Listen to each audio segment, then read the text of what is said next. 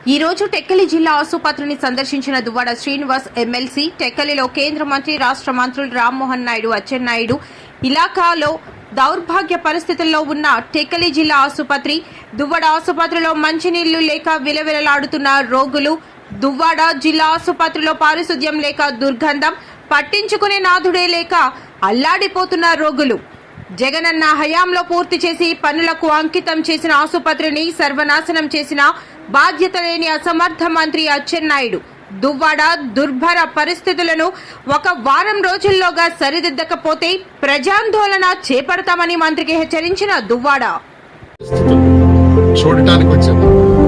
ఇది జిల్లా cadre hospital ఎక్కడుంది? సాక్షాత్తు మంత్రి అచ్చెన్నాయుడు ఇలాకా ఈ నియోజకవర్గం టెక్కల్ నియోజకవర్గం ఉన్నటువంటి ఆసుపత్రి ఎంత దుర్మార్గమైన పరిస్థితులు ఉన్నాయంటే కనీసం అసలు ఈ ఆసుపత్రి చరిత్ర ఈ ఏరియాలో ఈ హాస్పిటల్ కట్టేటప్పుడు మేమందరం చెప్పాము, ఇది రాక్ బేరింగ్ ఏరియా, ఇక్కడ నిర్మాణానికి ఇది అంత సూట్ అయినటువంటి ప్రదేశం కాదు.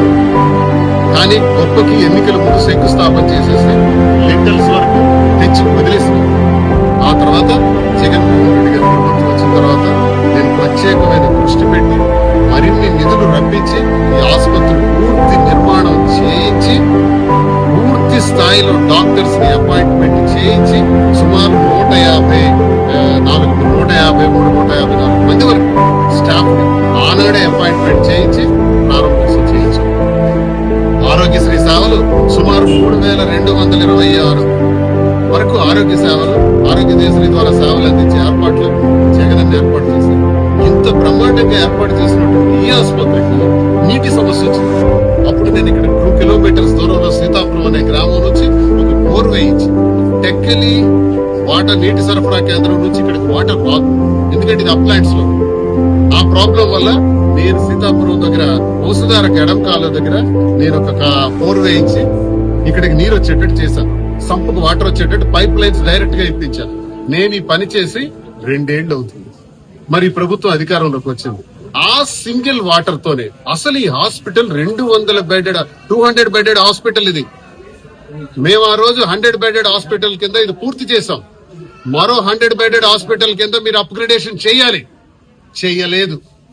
అసలు అప్గ్రేడేషన్ చేయడానికి ఫెసిలిటీసే లేవు కదా, కనీసం నీటి సరఫరా లేదు కదా. నేనిచ్చిన ఒక్క బోర్డుతోనే ఈ ఆసుపత్రి నిర్వాహకం జరుగుతుంది కదా. దిక్కుమాలిన స్థితిలో ఉన్నారా? మంత్రి నిద్రపోతున్నాడా? గాడిదలు కాస్తున్నాడా? అసలు మంత్రి అహంకారంతో రెచ్చిపోతున్నాడు. వాళ్ళింట్లోనే కేంద్ర మంత్రి, వాళ్ళింట్లోనే రాష్ట్ర మంత్రి. మాకెవడేం పీకుతాడు? మాకెవడైనా ఏం చేయగలడు? మా ఇష్టం. వచ్చేవాడికి చిరాకు పట్టం, నువ్వెందుకు వచ్చారా బయటకు పోరా అంటాం. ప్రజల సమస్యలు పరిష్కరించడానికి ప్రజల సమస్యల కోసం వస్తే పట్టించుకునే నాదుడే ఈ రోజు లేడు టీడీపీలో, కూటమి ప్రభుత్వంలో. ఈ దుర్మార్గమైన పరిస్థితుల్లో ప్రజలందరూ ఇచ్చినటువంటి వినతుల మేరకు నేను ఈ రోజు హాస్పిటల్కి వచ్చి చెక్ చేశాను. ప్రతి వార్డు చెక్ చేశాను. ప్రతి పేషెంట్ ని నేను స్వయంగా వెళ్ళి కలుసుకున్నాను. ప్రతి డాక్టర్ తో కూడా మాట్లాడాను. డిసిహెచ్ గారు కూడా వచ్చారు. సుమారు 153 మంది ఉండవలసినటువంటి స్టాఫ్ ఈ రోజు 34 మంది కనీసం లేరు. నర్సింగ్ స్టాఫ్ అయితే పూర్తిగా లేరు. కార్డియాలజీ విభాగానికి సంబంధించి డాక్టర్లే లేరు. జిల్లా కేడర్ హాస్పిటల్లో కార్డియాలజీకి అత్యవసర పరిస్థితుల్లో వస్తారు. నేను తీసుకున్న రిపోర్ట్స్ ప్రకారం ఓపీ షీట్స్ కూడా నేను ఓపీ ఫైల్స్ ను కూడా స్టడీ చేస్తే రోజుకు సుమారు 450 నుంచి 500 మంది వరకు ఇక్కడికి పేషెంట్స్ వస్తున్నారు. చిన్న విషయం కాదు ఇది. ఇంతమంది పేషెంట్స్ వస్తే ఒక్కొక్క విభాగానికి వాళ్ళకి పంపిస్తే ఒక్కొక్క విభాగంలో గైనిక్కే ఇంచుమించు 80 నుంచి 90 వరకు అవుతున్నారు. ఎక్స్రేస్ తీయాలంటే కనీసం 100 మంది అవుతున్నారు. ఎక్స్రేస్ కనీసం రోజుకు 100 మందికి తీయాలంటే ఒక్క మెషిన్ ఉంది. అందులో స్టాఫ్ 2 మాత్రమే ఉన్నారు. ఒక ఎక్స్రేతో మీరు ఎంతమందికి మీరు ఎక్స్రే తీయగలుగుతారు ఒకే ఎక్స్రే మిషన్ తో? అలాగే డయాలసిస్ కు చూసినప్పటికి 13 ఉన్నాయి.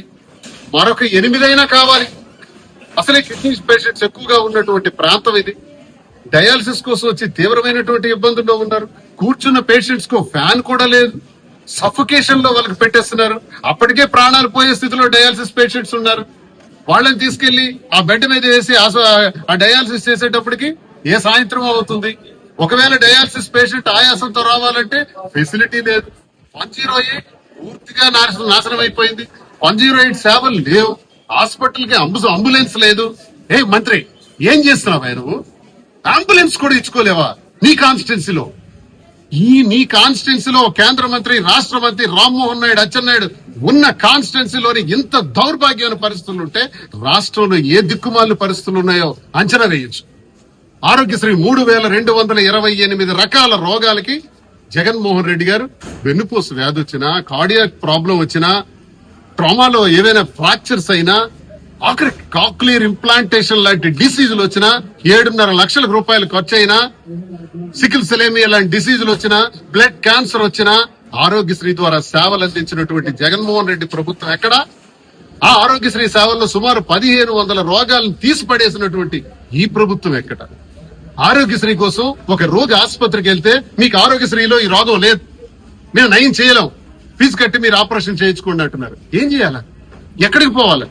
ఈ ఆసుపత్రి ఇంత దౌర్భాగ్యమైన పరిస్థితిలో ఉంటే ప్రతిదీ కూడా రిఫర్, పేషెంట్ రాగానే రిఫర్ రిఫర్ రిఫర్. ఎందుకండి దీనికి జిల్లా ఆసుపత్రి అని పేరు పెట్టాలి? రిఫరల్ హాస్పిటల్ అని పేరు పెట్టండి. మేం కష్టపడి జగన్మోహన్ రెడ్డి గారి ఆశీస్సులతో ఈ ఆసుపత్రి ఓపెన్ చేస్తే మీ అబ్బగాడి జాగీర్ అనుకున్నావా? టెక్కల్ నియోజకవర్గం ప్రతిరోజు లంచం లంచం లంచం. అచ్చెన్నాయుడికి రోజుకు 2 కోట్ల రూపాయలు లంచం కావాలట. ఆ 2 కోట్లు గ్రానైట్ల ద్వారా కావాలి. ప్రతి క్వారీ నుంచి ఉచితంగానే బ్లాక్లు కావాలి. రైస్ మిల్లర్స్ నుంచి 10% కావాలి. హాస్పిటల్ నుంచి ఫార్మాలిటీస్ కావాలి. ప్రతి వ్యక్తి దగ్గర కూడా ఉద్యోగాల పేరుతో లంచాలు కావాలి. రోజుకు 2 కోట్లు వస్తేనే నిద్రపోతాడు.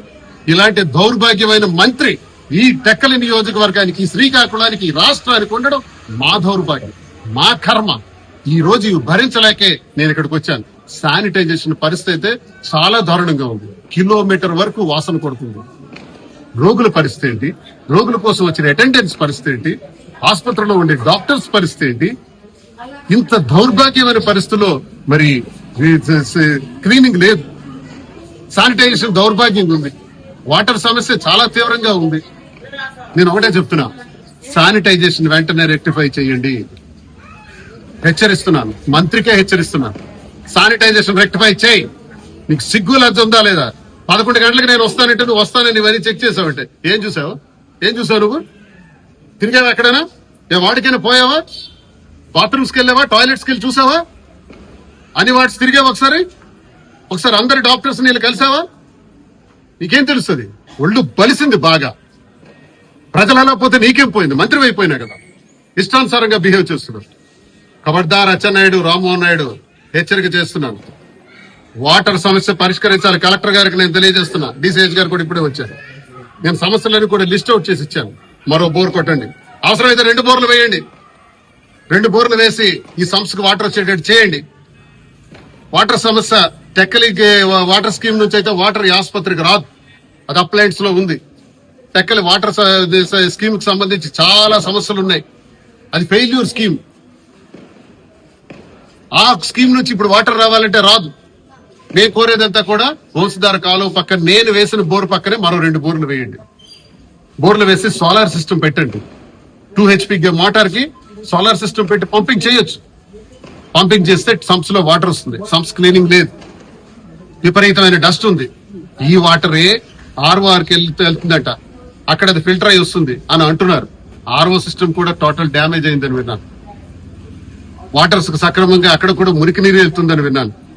ఇవన్నీ కూడా చాలా దారుణమైన పరిస్థితుల్లో ఈ టెక్కలి జిల్లా ఆసుపత్రి ఈ రోజు ఉంది. దీన్ని రెక్టిఫై చేయాలని నేను డిమాండ్ చేస్తున్నాను. లేకపోతే సిగ్గు లజ్జ నీకు లేకపోతే, నీకు చేత కాకపోతే, ఈ టెక్కల్ నియోజకవర్గంలోనే ఒక ఆసుపత్రిని నువ్వు నడిపించుకోలేకపోతే రాజీనామా చేయవయ్యా. నీకెందుకయ్యా మంత్రి పదవి? మంత్రి పదవి అంటే ప్రోటోకాల్ వేసుకొని పోలీసులు వెనక ముందు వేసుకొని వెళ్ళటం అనుకుంటున్నావా? ప్రజా సమస్యలు పరిష్కరించాలి. ప్రజల కోసం నిరంతరం పనిచేయాలి. ప్రజలకు కనపడకుండా ఇష్టానుసారం విదేశాలు తిరగటం కాదు, ఇష్టానుసారం వెళ్ళి డబ్బును వృధా చేయడం కాదు, ప్రభుత్వ ధనాన్ని. నేను చంద్రబాబు నాయుడు గారికి, లోకేష్ గారికి, పవన్ కళ్యాణ్ గారికి నేను ఈ ప్రభుత్వానికి డిమాండ్ చేస్తున్నాను, వెంటనే ఈ సమస్యలను పరిష్కరించమని. ఇది జిల్లా ఆసుపత్రి హోదా కలిగినటువంటి టెక్కల ఆసుపత్రిది. అలాగే రిమ్స్ లో కూడా రిఫర్స్ చేస్తున్నారట. శ్రీకాకుళం హెడ్ క్వార్టర్ లో సంబంధించి దంత వైద్యానికి సంబంధించి అసలు పరికరాలే లేవు. దంత వైద్యానికి సంబంధించి టీత్ ఏదైనా పోతే రిప్లేస్మెంట్ చేయడానికి అవకాశమే లేదు. కార్డియాలజిస్ట్ లేదు. కార్డియాలజిస్ట్ లేకపోతే అత్యవసర పరిస్థితి ఏంటి?